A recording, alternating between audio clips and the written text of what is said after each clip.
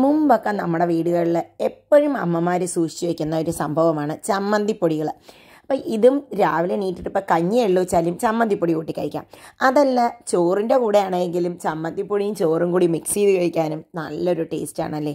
അതല്ലാതെ നമുക്ക് വേണമെങ്കിൽ ചോറും തൈര് വെച്ചാലും നമ്മളുടെ ചെറുപ്പത്തിലൊക്കെ അങ്ങനെ കഴിച്ചിട്ടുണ്ടാകും. അപ്പോൾ ഇങ്ങനെ വളരെയധികം ഈസി ആയിട്ട് സ്റ്റോർ ചെയ്ത് വെക്കാൻ പറ്റിയിട്ടുള്ള ഒരു ഐറ്റമാണ് ചമ്മന്തിപ്പൊടി.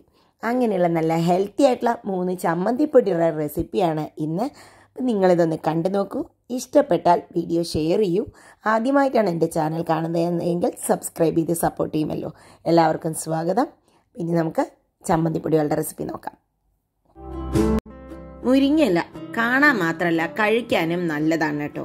രോഗപ്രതിരോധ ശേഷി കൂട്ടാനും, മുലപ്പാല് കുറവുള്ള അമ്മമാർക്ക് മുലപ്പാല് ഉണ്ടാവാനും, കോൺസ്റ്റിപ്പേഷൻ ഇല്ലാതിരിക്കാനും ഒക്കെ മുരിങ്ങയുടെ ഇല വളരെയധികം നല്ലതാണ്.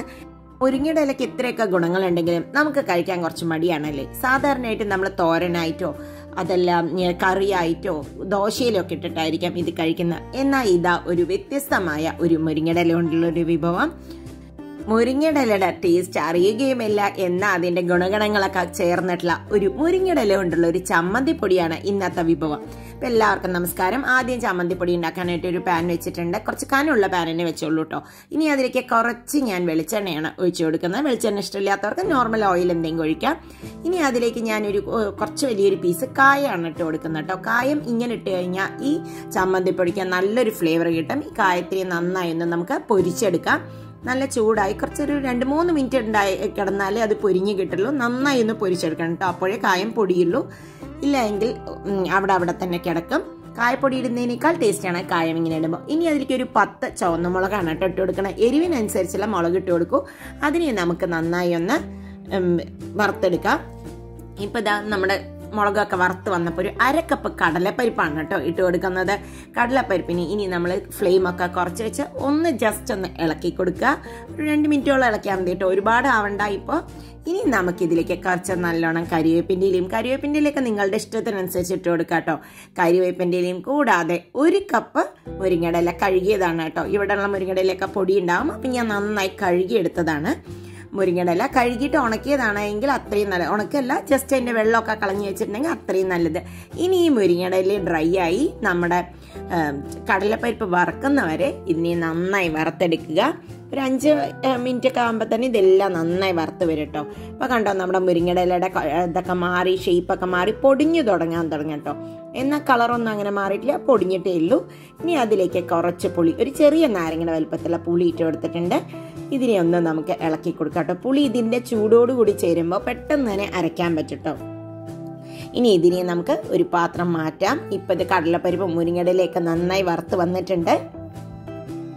അപ്പം മാറ്റി ഇനി അതേ പാനിലേക്ക് കുറച്ച് ഓയിൽ ഒഴിച്ചു കൊടുത്തിട്ടുണ്ട്. വെളിച്ചെണ്ണ ഒഴിച്ചു കൊടുത്തിട്ട് 1 കപ്പ് തേങ്ങയും കൂടി ചിരകിയതിട്ട് കൊടുക്കാം കേട്ടോ. ഇതിനെ നന്നായി വറുത്തെടുക്കാം.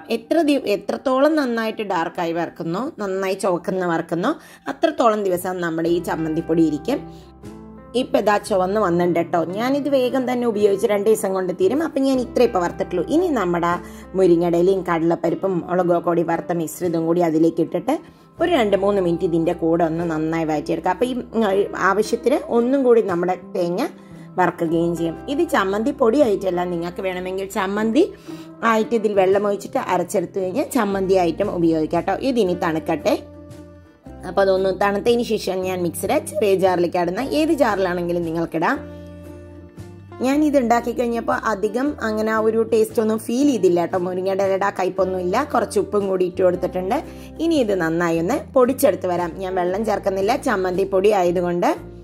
അപ്പം ഇതാ നന്നായി പൊടിച്ചെടുത്ത് വന്നിട്ടുണ്ട്.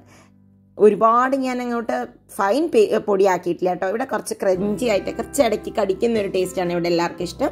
അപ്പം നിങ്ങൾക്ക് നല്ലവണ്ണം പൊടിക്കണമെങ്കിൽ അങ്ങനെയും പൊടിക്കാം. ഈ ചമ്മന്തിപ്പൊടിയിൽ ഞാൻ 1 കപ്പല്ലേ മുരിങ്ങയുടെ ഇല ഇട്ടുള്ളൂ. കുറച്ച് കൂടുതൽ വേണമെന്നുള്ളവർക്ക് കൂടുതലിടാം. ഇതിലിപ്പോൾ ആ കയ്പൊന്നും അറിയില്ല കേട്ടോ. മുരിങ്ങയുടെ ഇല ഒരു ചെറിയൊരു കയ്പൊന്നും ഇതിലൊട്ടും തന്നെ ഫീൽ ചെയ്യില്ല. അതൊരു സൂപ്പർ ടേസ്റ്റി ഹെൽത്തി ആയിട്ടുള്ള ഒരു ചമ്മന്തിപ്പൊടിയാണ്. ഇങ്ങയിലപ്പൊടി ഇപ്പോൾ നമ്മുടെ വെയിറ്റ് ലോസിന് വരെ പാകമാണെന്നാണ് പറയുന്നത് കേട്ടിട്ടുള്ളത്. അപ്പോൾ എല്ലാവരും ഒന്ന് ട്രൈ ചെയ്യൂ.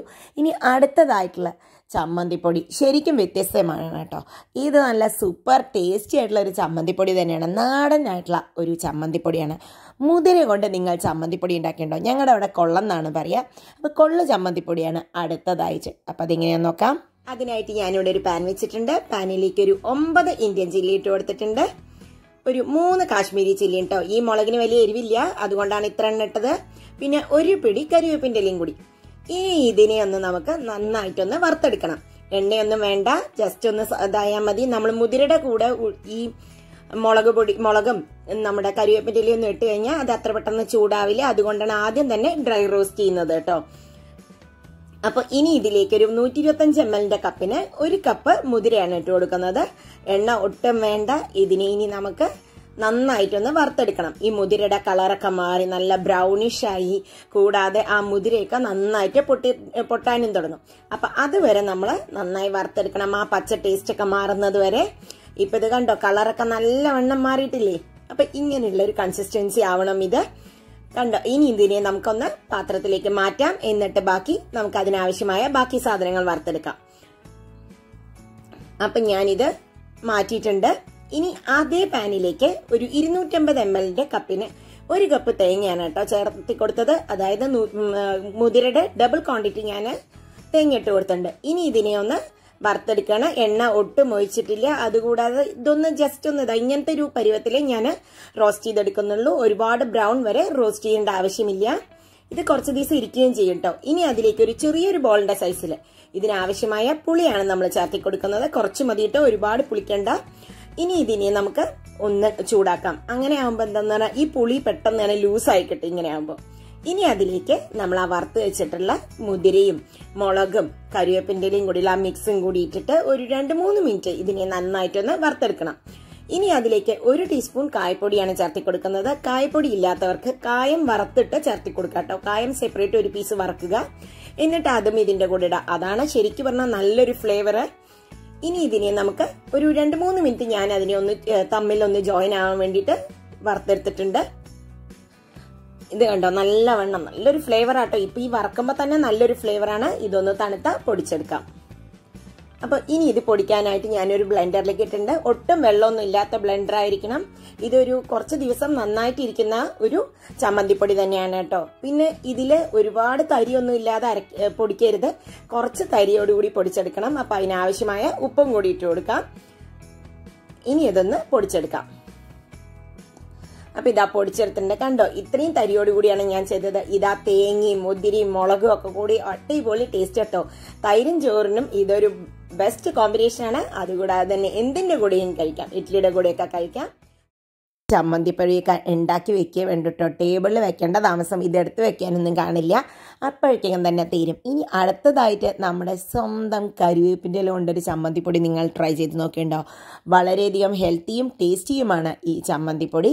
ടേസ്റ്റൊക്കെ നല്ല സൂപ്പർ ടേസ്റ്റ് ആട്ടോ. ഇതും ചോറും കൂടി കഴിക്കാൻ സൂപ്പർ. അതിൻ്റെ കൂടെ കുറച്ച് വെളിച്ചെണ്ണയും കൂടി തൂവിച്ച് കഴിഞ്ഞാൽ എന്താ ഒരു ടേസ്റ്റ് എന്നറിയാമോ? കരിവേപ്പിൻ്റെ ഇല നിങ്ങൾക്ക് എല്ലാവർക്കും അറിയാമല്ലോ, ദഹനശേഷിക്ക് ഒരുപാട് നല്ലതാണ്. അപ്പം നമ്മൾ ആ ചമ്മന്തിപ്പൊടി ഉണ്ടാക്കാനായിട്ട് ഒരു പാൻ വെച്ചിട്ടുണ്ട്. അതിലേക്ക് ഒരു 5 ചുവന്ന മുളക് കേട്ടോ. ഈ മുളകിന് അധികം എരിവില്ല, അതുകൊണ്ട് തന്നെ ഒരു 5 ചുവന്ന മുളകും ഒരു 4 കാശ്മീരി ചില്ലിയും കൂടി ഇട്ടിട്ടുണ്ട്. അപ്പം നല്ലൊരു കളറും കൂടി കിട്ടും നമുക്ക്. അപ്പോൾ ഇതൊന്ന് ചൂടാക്കിയെടുക്കാം. ഒരു 2-3 മിനിറ്റ് ഒരു മീഡിയം ഫ്ലെയിമിലിട്ടിട്ടൊന്ന് നമുക്ക് ഇളക്കാം. എണ്ണയൊന്നും ഇതിന് ആവശ്യമില്ല കേട്ടോ. ഇതൊന്ന് ചൂടായി വരുമ്പോൾ ഒരു 1/4 കപ്പ് കറുത്ത ഉഴുന്നാണ് ഇട്ട് കൊടുക്കുന്നത്. വെളുത്ത ഉഴുന്നിട്ട് കൊടുത്തു കഴിഞ്ഞാൽ കുഴപ്പങ്ങളൊന്നും ഇല്ല കേട്ടോ. പക്ഷേ നമ്മുടെ ഈ ചമ്മന്തിപ്പൊടിയുടെ കളറ് ഗ്രീൻ കളറിലേക്ക് കിട്ടില്ല. ഇത് കറിവേപ്പിൻ്റെ ചമ്മന്തിപ്പൊടി ആയതുകൊണ്ട് തന്നെ ആ ഒരു കളറും കൂടി ഉണ്ടെങ്കിൽ നമുക്ക് കളറും ടേസ്റ്റും ഒക്കെ കൂടി കറക്റ്റായി വരികയുള്ളൂ. ഇത് നന്നായി ഒന്ന് വറുത്തെടുക്കണം. ഒരു നല്ല അടി കഠിനമുള്ള പാത്രമാണെങ്കിൽ നിങ്ങൾക്കൊരു മീഡിയം ഫ്ലെയിമിൽ വെച്ച് മെല്ലെ ചെയ്താൽ മതി കേട്ടോ. ഇത് ഞാൻ നോൺ സ്റ്റിക്കിലായതുകൊണ്ട് തന്നെ കുറച്ച് ലോ ടു മീഡിയം ഫ്ലെയിമിൽ ഒരു 5 മിനിറ്റ് നന്നായി ഇളക്കിയിട്ടുണ്ട്. ഇപ്പോൾ ഇതാ കളറൊക്കെ മാറുന്നുണ്ട്. നമുക്കിനി ഇതിനെ പാത്രത്തിലേക്ക് ഒന്ന് മാറ്റാം. മുക്കാലേ ആയിട്ടുള്ളൂ, ഇത് ഫുള്ളായി ആയിട്ടില്ല. ഇനി അതിലേക്ക് നമ്മുടെ മെയിൻ ഇൻഗ്രീഡിയൻ്റ് ആയിട്ടുള്ള കരിവേപ്പിൻ്റെ ഇലയാണ് ഇട്ട് കൊടുക്കുന്നത്. ഇതൊരു നല്ലോണം ഒരു വലിയൊരു കപ്പ് ഉണ്ട് കേട്ടോ. ഇത് ഞാൻ കഴുകിയെടുത്തതാണ്. ഇത് ഏകദേശം ഒരു 100 ഗ്രാമൊക്കെ ഉണ്ടാവും കേട്ടോ. ഇനി ഇതിനെ നന്നായി ഒന്ന് വറുത്തെടുക്കണം. ഇതിപ്പോൾ നല്ലോണം ഞാൻ കഴുകിയെടുത്തുകൊണ്ട് തന്നെ ഇതിത്തെ ഫുൾ വെള്ളത്തിൻ്റെ അംശവും പോകണം, എന്നാൽ മൊരിമൊരിന്നാവണം. കളർ എന്നാൽ മാറാനും പാടില്ല കേട്ടോ. അതുകൊണ്ട് തന്നെ ഒരു മീഡിയം ടു ലോയിൽ വെച്ചാണ് ചെയ്യുന്നത്. ഇത് കണ്ടോ, ഇതിന് ഞാൻ ഇടയ്ക്ക് കൈകൊണ്ട് ആ വെള്ളം ഒന്നിച്ച് പിടിച്ചതിനൊക്കെ ഒന്ന് കറക്റ്റ് ചെയ്യണം കേട്ടോ. അപ്പോൾ ഒരുവിധം ആയപ്പോൾ ഞാൻ നമ്മൾ വറുത്ത് വെച്ചിട്ടുള്ള ഉഴുന്നപ്പരിപ്പും നമ്മുടെ മുളകും കൂടിയുള്ള കൂട്ടും കൂടി ഇട്ട് കൊടുത്തിട്ടുണ്ട്. അതും കൂടി ഇട്ട് കൊടുക്കുമ്പോൾ നമുക്ക് വളരെ പെട്ടെന്ന് ഈ കറിവേപ്പിൻ്റെ ഇല ഒന്ന് വറുത്തെടുക്കാൻ സാധിക്കും. അപ്പോൾ കണ്ടോ, കറിവേപ്പിൻ്റെ ഇല കളറ് മാറാതെയാണ് വറുക്കുന്നത്. ലോ ഫ്ലെയിമിലിട്ടിട്ടാണ് ഞാൻ വറുക്കുന്നത്. കറിവേപ്പിൻ്റെ ഇല നിങ്ങൾ വേണമെങ്കിൽ നേരത്തെ കഴുകി ഒന്ന് വെള്ളമൊക്കെ കളഞ്ഞിട്ടുണ്ടെങ്കിൽ അതപ്പോൾ വളരെ എളുപ്പത്തിൽ നിങ്ങൾക്കതിനെ മിക്സ് ചെയ്യാനും പറ്റും കേട്ടോ. ഇത് കണ്ടോ, നന്നായി ആയിട്ടുണ്ട്. നല്ല മൊരിനാവും നമ്മുടെ കറിവേപ്പിൻ്റെ ഇല. ആ ഉഴുന്നപ്പരിപ്പും നന്നായി വറക്കണം. ഇത് നന്നായി മൊരിഞ്ഞ് വന്നിട്ടുണ്ട് കേട്ടോ. നമുക്കിത് ഏകദേശം ആയിട്ടുണ്ട്. ഇനി അതിലേക്ക് ഒരു ചെറുനാരങ്ങയുടെ വലിപ്പമുള്ള പുളിയാണ് ഞാൻ ഇട്ട് കൊടുക്കുന്നത്. ഇതും കൂടിയിട്ട് നമുക്ക് ജസ്റ്റ് ഒന്ന് ഇളക്കി ഓഫ് ചെയ്യാം. ഞാൻ ഇതും പാത്രം മാറ്റാൻ പോവാണ് കേട്ടോ. എന്നിട്ട് ഇതേ പാനിൽ തന്നെ നമുക്ക് കുറച്ച് തേങ്ങയും കൂടി, ഇതിനാവശ്യമായുള്ള തേങ്ങയും കൂടി വറുത്തെടുക്കണം. അപ്പോൾ അതേ പാൻ തന്നെയാണ് വെച്ചിരിക്കുന്നത് കേട്ടോ. അതിലേക്ക് ഒരു 1/2 കപ്പ് തേങ്ങ, 1/2 മുറി തേങ്ങയാണ് എടുത്തിട്ടുള്ളത്.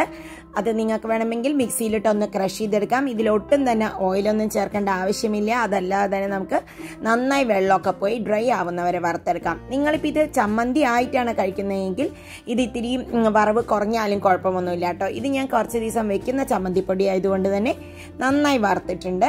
അപ്പോൾ നമുക്കിത് കുറച്ച് ദിവസം വെക്കാം. അതുമായിട്ടുണ്ട്. ഇനി ഇതിലേക്ക് ആവശ്യമായ കായമാണ് വറുത്തെടുക്കുന്നത്. അതിനായിട്ട് ഒരു പാത്രത്തിലേക്ക് കുറച്ച് വെളിച്ചെണ്ണയാണ് ഒഴിച്ചിരിക്കുന്നത്. എന്നിട്ടൊരു 3 ചെറിയ ഒരു പീസ് കായം കൂടി ഇട്ട് കൊടുത്തിട്ടുണ്ട് കേട്ടോ. കായം മാത്രം എണ്ണയിൽ വറുത്തെടുക്കണം. കായപ്പൊടി ഇട്ട് കഴിഞ്ഞാൽ ആക്ച്വലി അതിന് മാത്രമുള്ള ഒരു ടേസ്റ്റ് എനിക്ക് ഫീൽ ചെയ്യാറില്ല.